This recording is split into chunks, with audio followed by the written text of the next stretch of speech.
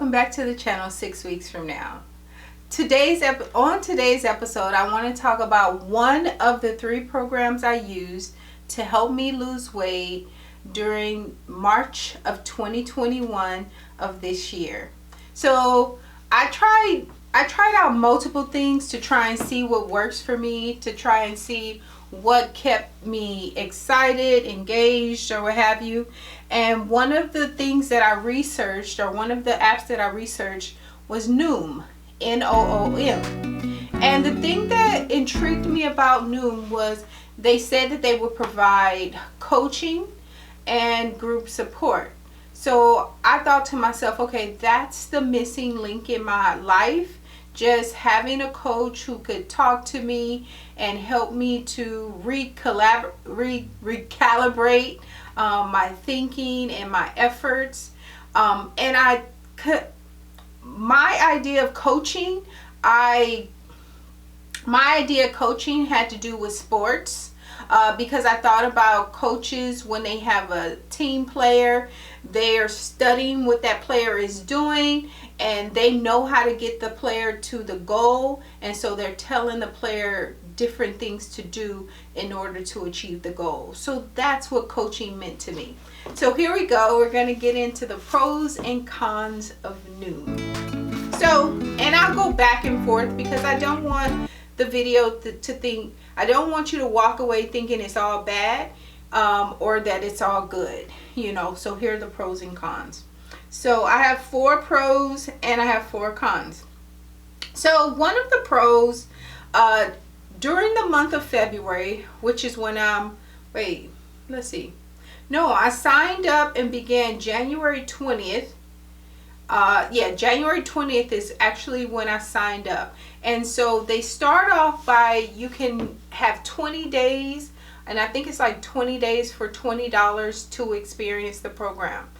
And I was very eager, and I thought, why not? So the first couple of days, you're really just reading a bunch of articles, and the articles are pretty informative. They're talking about weight and the things that keep people back, and they're sharing these really great stories and pictures of people who are on the program, who've lost weight and will help them to lose weight. And so I was very motivated by that. And you start off by taking your weight. And so that's one of the pros. I had never been one to weigh myself on a daily basis. Actually, I thought it was a little excessive, but by weighing myself on a daily basis, I was able to see in real time, via days, in real time, what food was actually supporting me in my efforts to lose weight and what foods were holding me back. And so you can see it, and some of it obviously was water retention, but even that meant a lot too. So which foods are causing me to hold on to more water? So all of that was important. So I did like the daily weight gain initially, because it really showed me in real time. Like, I had snacks. I really loved wasabi. It was what is it called? Wasabi soy sauce almonds. Delicious. Those are one of my favorite snacks. And a serving of that is about 28 almonds. Without fail, every time I had that snack, my weight would rise, and it would rise like 2 freaking pounds, and it was depressing. And so without fail, I always gained weight every time I ate my serving of almonds. So that was necessary information for me to let me know, either if I'm gonna have the almonds, then I need to wait until I finish the program, or if I'm gonna have the almonds, I'm gonna need to put in a lot more effort to not be discouraged when I take my weight the following day. So that I do like about the daily weight gain. You really get to see which foods are supporting your efforts and which foods are sabotaging your efforts. And then that was number two. Then the daily weight, taking the weight daily became a con going into the second and third month. So by the time I got to February and March, I was really sick of taking my weight every single day, because I feel like you get obsessed. Like, I got so obsessed with it to the point that by the time March came, I was fasting. I was like, I am not gonna eat until I lose weight, until I get to my goal weight. And so it had a negative effect on me by the time I got to March, because I was so obsessed with losing a certain amount of weight every single day that it just became counterproductive. So much so, like, my arms, they were fat, but they were a solid fat, and now they're like a shaky fat. No. Like, there's nothing cute about that. So you'll lose weight so quickly, and it'll just leave your skin super saggy. So that happened to my arms, and it happened also to my inner thighs. That's crazy. That just was not good for me. It wasn't good for my ego. So the second pro was understand food versus effort, that goes back to the daily weight gain. So every single thing that you have to put in your food every single meal. And then you press for an analysis, and the analysis tells you whether or not your food is considered green in the program, yellow, or red. So food that is considered green, it just means that it has a lot of water in it, and so meaning fruits and vegetables. So it has a, what do they call it, low calorie density, and so that food is considered green. Whereas yellow, so green, you can have an unlimited amount of green. So if I wanted to eat truckloads of cucumbers, I could. But then I don't find satiation from cucumbers. But if I wanted to eat a truckload of cucumbers, I could. So then comes yellow. So yellow you can eat a lot of, but you can't eat unlimited quantities of. And so then yellow's food might be like steamed salmon, sardines packed in water, stuff like that. So that's what the yellow food was. And then lo and behold, every single time I had food that was in the red area, which is high calorie density food, like the almonds or sardines packed in oil, olive oil, sugar, honey, every single time I have foods in the red areas, I always gained weight. So I did like that about the program. It really helped me to see that by eating foods in the red area, I was not going to get to my goal the way that I had hoped to. It was kind of like self-sabotage. So that goes back to the thing about weighing self daily. If I was weighing myself on a weekly basis, I may not know, because I might still lose about 1 or 2 pounds a week, which is a good effort. And so I would still keep having those kind of snacks. But doing it on a daily basis, it was bothering me too much to keep doing it. Hopefully I didn't confuse you. So then, I already told you a con was the daily weight. Another con, or let's finish the pros. Another pro was the articles. Their articles were really good. Some of them were contradictory, but they were really good. And some of it was a lot of stuff you probably heard in different places. It seemed like somebody gathered great information from multiple places and then shared it. So like, for instance, years ago I had heard or read the book French Women Don't Get Fat, and in that book she talked about just really your meal should fit on, say, a saucer. So if you have a saucer, and saucers are pretty small, so your meal should fit on a saucer, and portion it out. So you really, I think of it in terms of how much would you feed a toddler, and you give a toddler like a saucer amount of food, and if it's a slim toddler, then they'll be satisfied with that saucer amount of food. And so they talked about that strategy. They talked about what other strategy? Well, they talked about a lot of great strategies. That one just happens to stand out. Where they separate themselves from other people is they claim you can still eat what you want to eat. And that's just not true, because if you're weighing yourself on a daily basis and you decide to go out with your friends, say for your birthday, and you have a really good drink, mine is Moscow Mule, so you have a really good drink, or an 8-ball, so you have a really good drink, and say you have some cake and a margarita pizza. When you weigh yourself the next day, you are going to be so sad, depressed, maybe even mad.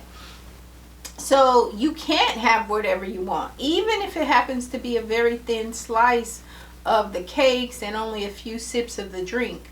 You are going to see weight gain on the scale. So it's not realistic to tell people they can have whatever they want, because it's just not true. You will have to be done with the program, and you should probably be at your goal weight, and have what you want in moderation. But if you're weighing yourself on a daily basis and having what you want, it will get to you. That yo-yo part will start to get to you, and you'll be like, I'm done with this. So I don't like the fact that their philosophy is eat whatever you want in moderation. Only because if you're weighing yourself daily, it's just not it's not going to do much for your ego. So in any case, they do still have a lot of great articles.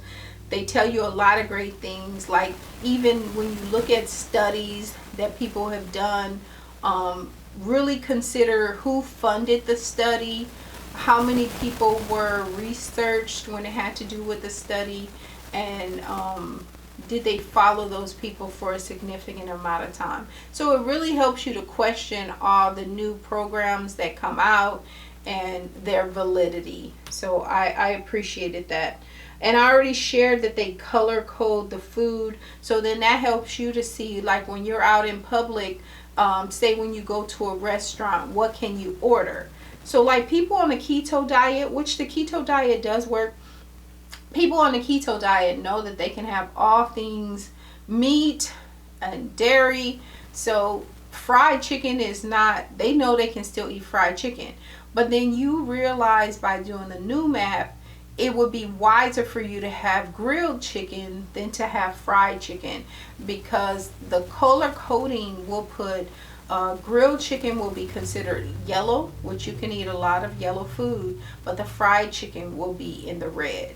So I like the color coding, and it's really helped to shift my thinking, especially when it comes to eating out or eating at friends' houses. I can make better choices so as to not sabotage my efforts. Okay, so that was all the pros. Because I really have to say, I really got sick of listing everything multiple times. I didn't like going into the app multiple times a day to list every single thing that I ate. So the app is like my Fitness Pal in that way, that you do list everything that you eat, and you choose, did you do it in ounces, did you do it in servings, and all that stuff. So that was a lot of work, but it was necessary to understanding myself better. So like I said, month 1, part of month 2, it was perfect, and I needed to do it in order to understand myself. But as time went on, it was a chore that I was sick and tired of doing. So the con, they claim to have coaches. The coaching situation did not work for me, and when I shared that I did not appreciate the coach that I had and I wanted a different coach. I shared with the coach the things that I didn't enjoy about the coaching. And before I shared it with Noom. So anyway, Noom does not change your coach, or they did not change my coach. So I did not appreciate that. I shared with the lady that the way that she was approaching me felt more like a cheerleader. So it was like, yay, you logged all your meals for the day. That's not coaching to me. That's cheerleading to me. And I said, so I don't respond well to people congratulating me for things that I already feel like I should do. The issue that I'm having, I eat because of my emotions. And then I want to figure out the exercises to help me in my efforts. So meaning, that there's certain exercises that if you go hard with them, they'll help you lose more calories. And I forgot what else I shared with her that I wanted to learn, but it was something else. So anyway, she never gave me stuff. Like, she even said, oh, there's a great article I want you to read. Would you like that article? And I wrote back, of course, yeah, send me the article. So the article was never sent to me. And at that point, I was pretty much done. I was like, okay, you're treating me like a yo-yo. You're saying you're going to do stuff. You're checking in, but you're still doing the same old habits of saying, oh, great efforts of logging your food. Let me know if you needed anything. So the person was doing their job in that they were doing check-ins, but they were not helping me with the program at all. So then I was like, okay, forget the coach. That didn't work. Let me see how this group thing works. So they don't even put you in the groups until you've been on the program past the 20-day free trial, not free trial, but the 20-day cheap trial thing they have going on. So once you've committed and you pay this crazy large amount, like I think I paid $178 for 6 months. So it sounded cheap in my head because it said $20 a month. And I'm like, $20 a month for a coach? That's really cheap for a weekly check-in. Heck yeah. But I didn't get a coach. So I paid $20 a month for 6 months, $178. I don't know what else was tabulated in that. But in any case, so then they start to put you in the groups. So you see a bunch of people are posting things that either have to relate to the it all should relate to the articles that we have to read. But then you'll have these people who were posting, oh, I did 20 minutes of yoga today and lost this amount of calories. Oh, I rode my bicycle for 4 hours today, this many miles, and lost that many calories. So you have a lot of people going rogue, not even responding to the prompts, just putting out the information that they felt like putting out. And there was one coach, she would put out inspirational things, like to kind of get your thoughts going, to encourage you to post something in response. And so that was kind of cool. The coach that I had never posted anything in the group the whole 2 months that I was a part of the program. So I don't know. Again, I was just over that coach. And then I was over the group because I didn't appreciate. So then you read an article and then they're like, go ahead and go share this with your group. Well, I didn't want to share that. Some things were too personal and I was still working through those things. So it wasn't something that I wanted to share with a group of people I don't even know.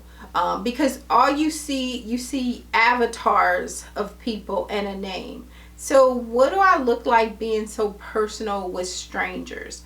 I think when I thought of group, it was going to be more like a chat thing where you popped in and here were real people having a quick discussion.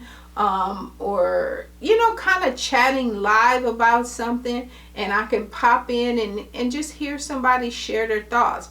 I didn't know that it was gonna be like a group text, and so that did not appeal to me at all. So that I saw that more as a con. And the other thing that I didn't like is they would give you quizzes, and so here you are taking a quiz. So you're taking a quiz on information you don't even know. So some of the quizzes, they probably covered the information the day before, a couple of days before. So that was fine. But sometimes they would give you a quiz and they haven't even covered the information. And so at the start of the program, I probably had more of a perfectionist mindset. And so I wanted to get everything right, that's just who I was. But then there was a point I was like, what the H? Oh, screw this quiz, So, anyway, I feel like I rambled on and on. At the end of the day, I am grateful to have experienced the Noom app because it has changed my way of thinking about food. I do make better choices about the food that I eat in public and the quantity that I eat. I also they do encourage you to exercise on a daily basis and get to a point where you're doing like 10,000 steps per day. And so I was able to see 10,000 steps, say like if I walk in place versus if I would do it on a treadmill. It makes a big difference in on the scale. So meaning I saw a drop on the scale when I would do the 10,000 steps on the treadmill versus when I walk in place. I did not see a drop on the scale, so that was pretty humbling. So that's about it. I think Noom is a good program. I think they don't live up to what I wanted it to be. The coaching was the most important part to me, and as far as the coaching, I give it thumbs down. But as far as making people more aware of their choices and food, thumbs up. All right, talk to you about the other two. And so the other two mean Pacer and what else did I get? Pacer and then raw juice. See you soon.